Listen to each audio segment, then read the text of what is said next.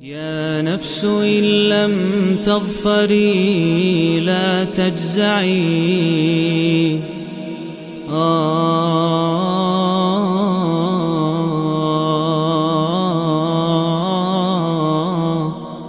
اعوذ باللہ من الشیطان الرجیم بسم اللہ الرحمن الرحیم۔ دوستو آئیں آیت نمبر 34 کا ترجمہ اور تشریح کرنے کی سعادت حاصل کریں۔ وَإِذْ وہ کا مطلب اور، اس کا مطلب جب، قلنا یہاں پر نون الف نا اللہ کی طرف یعنی ہم، یعنی وہ عزت کا صیغہ ہے جو اللہ تعالیٰ فرما رہے ہیں اپنے آپ کو جمع کے اندر رکھ کر۔ قلنا بہت سے مقامات پر قرآن میں اللہ تعالیٰ نے اپنے آپ کو جمع کے صیغے میں بیان فرمایا ہے، یعنی ہم عزت کے طور پر۔ قلنا جب ہم نے کہا، کن سے کہا؟ للملائکتی فرشتوں سے کہا، اسجدو سجدہ کرو، لآدم کس کو سجدہ کرو؟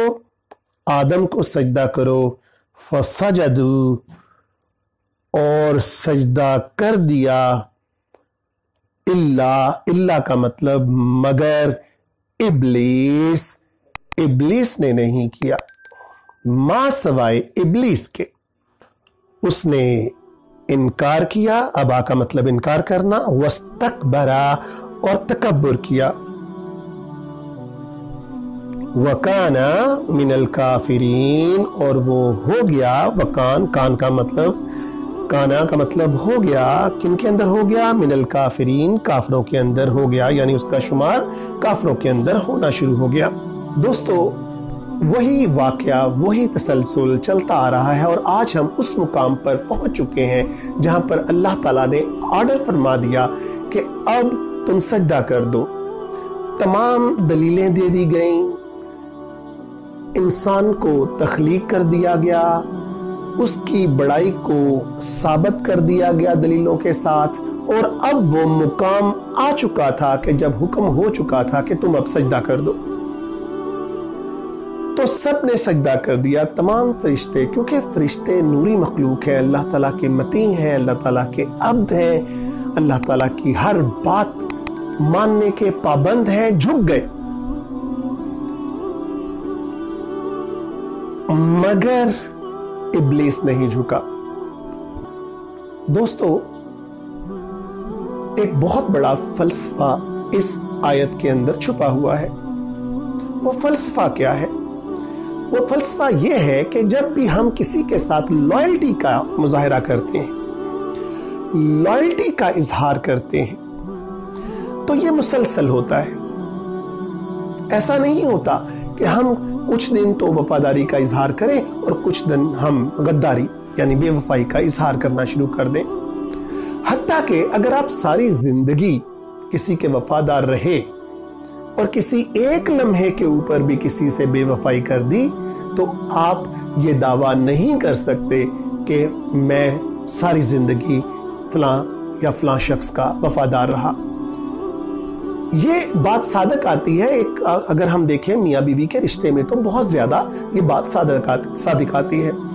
مثلا اگر میاں یا بیوی ساری زندگی ایک دوسرے کے ساتھ وفاداری کا اظہار کرتے رہیں، مگر کسی بھی لمحے ان سے کوئی چوک ہو جائے، وہ بے وفائی کر بیٹھیں، تو وہ ایک لمحہ پوری زندگی کے اوپر محیط ہو جاتا ہے۔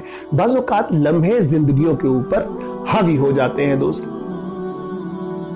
وفاداری مسلسل ہوتی ہے۔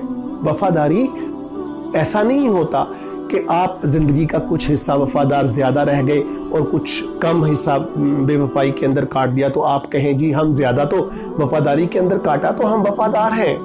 یہ ایوریج کا اصول وفاداری کے اندر، لائلٹی کے اندر نہیں چلتا۔ ایک لمحہ انسان یا کسی کو بھی کہیں سے کہیں گرا سکتا ہے۔ انسان ساری زندگی اپنی عزت کو سمیٹتا رہتا ہے، مگر ایک لمحے کی کوتاہی اس کی وہ تمام کوشش، تمام کاوشوں کو غارت کر کے رکھ دیتی ہے۔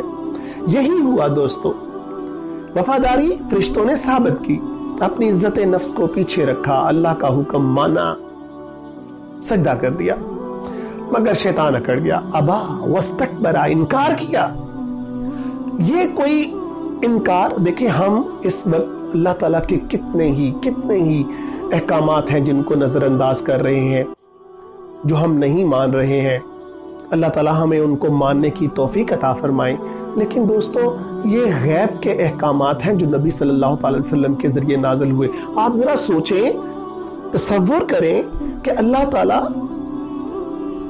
वजूद के अंदर कायम है, एक दूसरे के साथ डायरेक्ट डायलॉग्स हो रहे हैं। हमारे साथ अल्लाह का डायरेक्ट डायलॉग नहीं है, हमें हर बात माननी है जो कि शरीयत के अंदर फर्ज हो चुकी है, मगर फिर भी ये गायब के अहकामात हैं। फिर भी कहीं ना कहीं हम ये कह सकते हैं कि अल्लाह ताला अगर हमें नहीं देख रहे, अव्वल तो अल्लाह ताला हमें देख रहे हैं। मगर दोस्तों, मैं आपको समझाने की कोशिश कर रहा हूँ, ये बड़ा मुश्किल सा एक बात है, मुश्किल सा एक नुक्ता है कि अगर हमें डायरेक्ट अल्लाह ताला की निगाह या उसके हमारे सामने तो नहीं बैठे हुए, अगरचे वो सामने है मगर हमारी आंखें तो नहीं देख सकती, या हमारे साथ डायरेक्ट मुखातब तो नहीं है। तमाम अहकामात तो हमारे नबी सल्लल्लाहु अलैहि वसल्लम के जरिए नाज़िल हुए, तो उनका चूक जाना वो वाला मासियत का दर्जा नहीं रखता। मैं आपको यह बताने की कोशिश कर रहा हूं कि वो मासियत का दर्जा वो नहीं होगा जो कि डायरेक्ट किसी के सामने हम इनकार कर दें। अगर एक वालिद किसी को डायरेक्ट किसी अपने बच्चे को कोई काम कह रहा है या किसी के जरिए कहला रहा तो फर्क होता है थोड़ा सा। अगर हम वालिद के सामने बिल्कुल, अगर मेहमान बैठे और वालिद के सामने इनकार कर दें, तो आप जरा सोचें कि क्या उस वालिद के पल्ले में क्या रह जाता है। अब ये डायलॉग शुरू हो रहा है, डायरेक्ट है, और डायरेक्ट डायलॉग के अंदर इस शैतान ने इनकार किया है। ये कोई मजाक नहीं था, ये कोई छोटा इनकार नहीं था। ना सिर्फ उसने इनकार किया बल्कि उसने तकब्बुर किया। तो फिर अल्लाह ताला का फरमान हुआ कि तू यहां से निकल जा। तो बात यह हो रही थी कि एक लम्हा बाज़ौक़ात इंसानी जिंदगियों के अंदर या किसी भी मखलूक की जिंदगियों के अंदर हावी हो जाता है। एक लम्हे ने उस जो कि जिन अपनी इबादत के बलबूते के ऊपर फरिश्तों के ऊपर सरदार की हैसियत इख्तियार कर चुका था, देखें कहां पर आकर गिरा।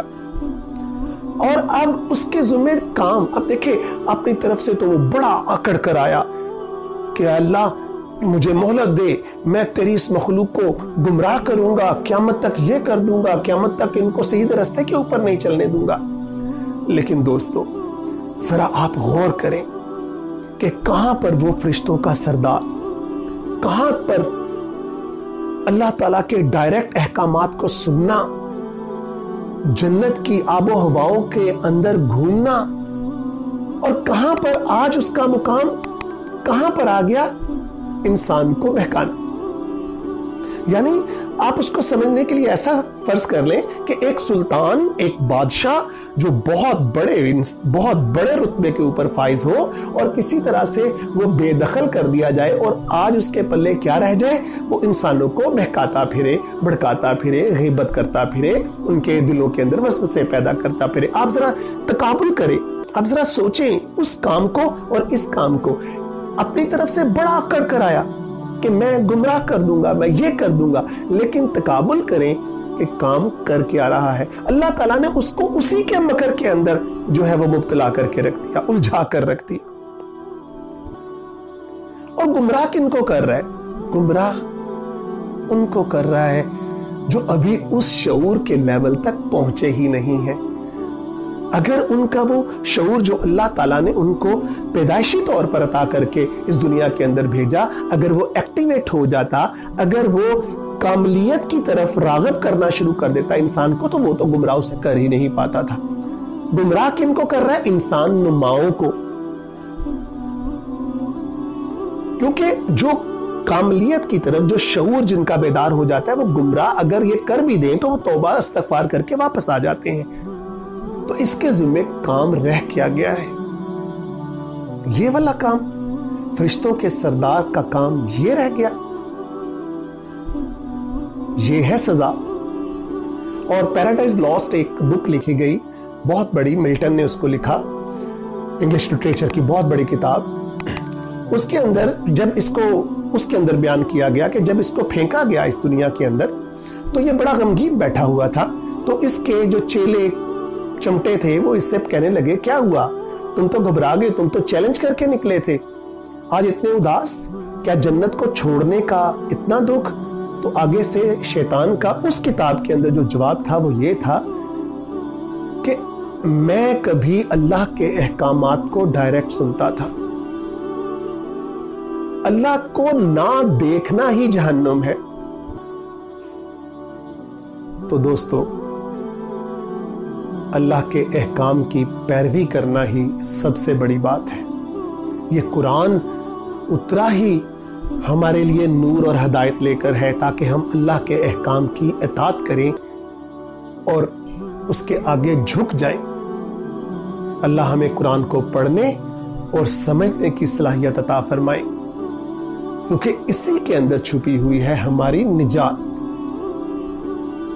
وآخر الدعوانا ان الحمدللہ رب العالمین۔ يا نفس إن لم تظفري لا تجزعي